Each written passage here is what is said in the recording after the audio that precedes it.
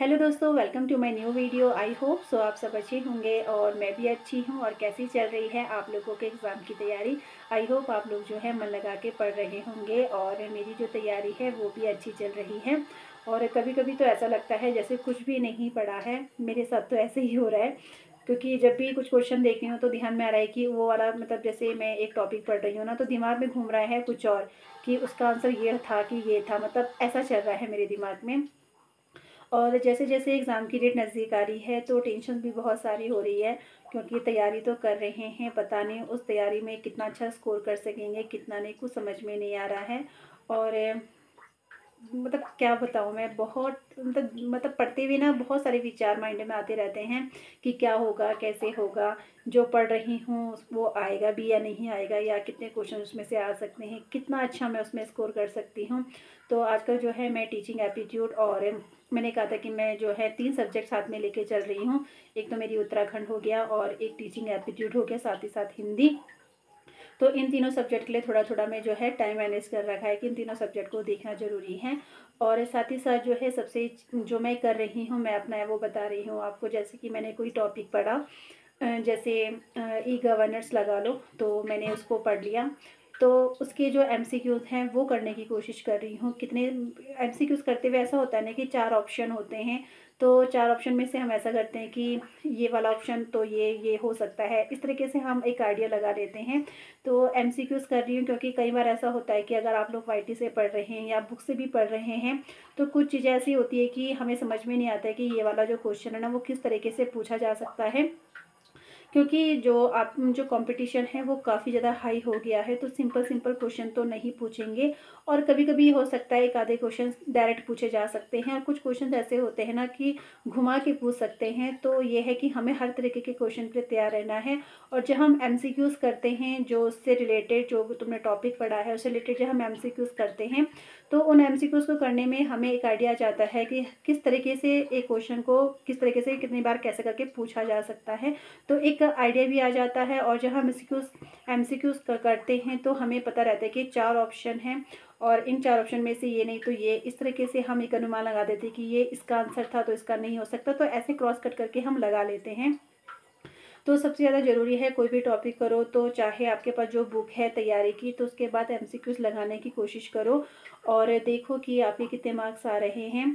साथ ही साथ वो भी देखो कि मतलब जैसे एमसीक्यूज़ जो हर तैयारी की जो बुक होगी आप लोगों के पास अगर नहीं भी है, या फिर आप चाहे यूट्यूब से देख रहे हो एमसीक्यूज़, तो कोशिश यही करिए कि बिना देखे, मतलब बिना उसका आंसर देखे आप खुद से देखिए कि मैं कितने क्वेश्चंस कर सकती हूँ या कर सकता हूँ, और कितने सही जा रहे हैं कितने नहीं, कितना मैं अच्छा स्कोर कर रहा हूँ। तो इस तरीके से आप कर सकते हैं।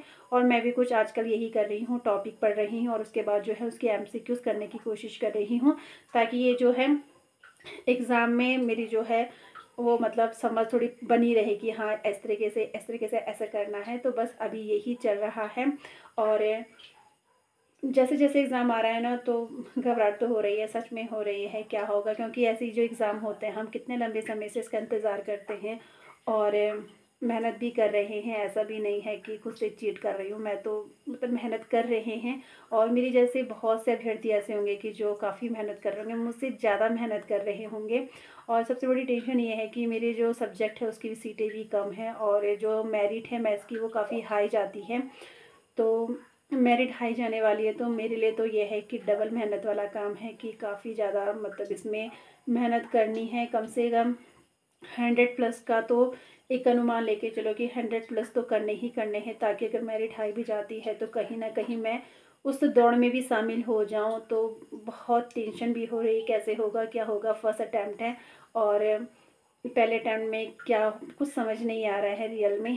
क्योंकि इस एग्ज़ाम से सिर्फ ऐसा नहीं है कि मुझे एक ये जॉब मिलेगी, इससे मेरी बहुत सारी चीज़ें हैं, बहुत सारी चीज़ें हैं, और मैं अभी नहीं बता पा रही हूँ। पर लेकिन जब सक्सेस मिलेगी, सफलता मिलेगी, तो ही जाके सारी चीज़ें शेयर होंगी। बाकी तो अभी कुछ नहीं, जब तक सफलता नहीं मिलती तब तक बाकी मैं कुछ ज़्यादा शेयर नहीं करना चाहूँगी।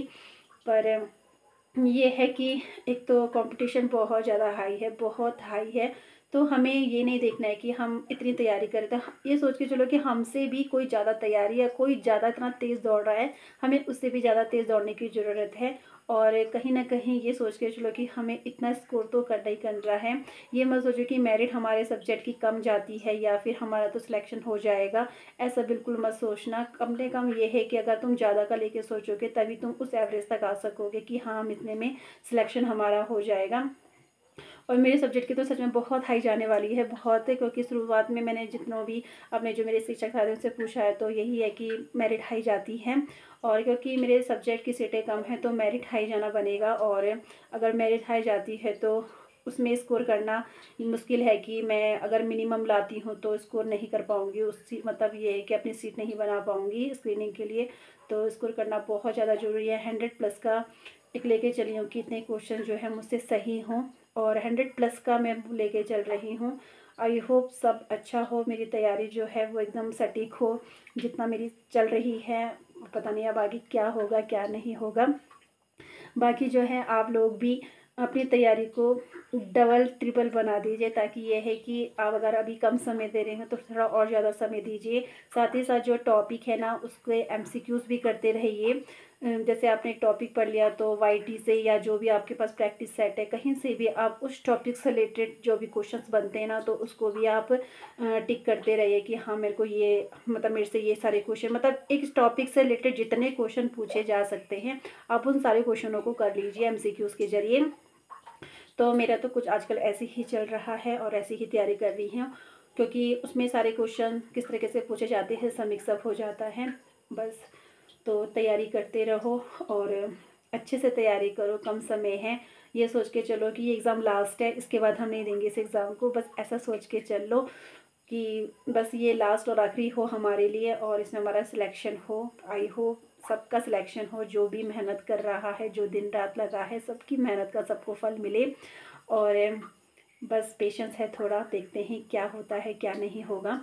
तो वो एग्ज़ाम के दिन ही पता चलेगा, जब एग्ज़ाम पेपर आएगा तो जितनी भी मेहनत करते हुए आ रहे हैं हम इतने टाइम से, वो उसी दिन पता चलेगा हमने कितनी मेहनत की है।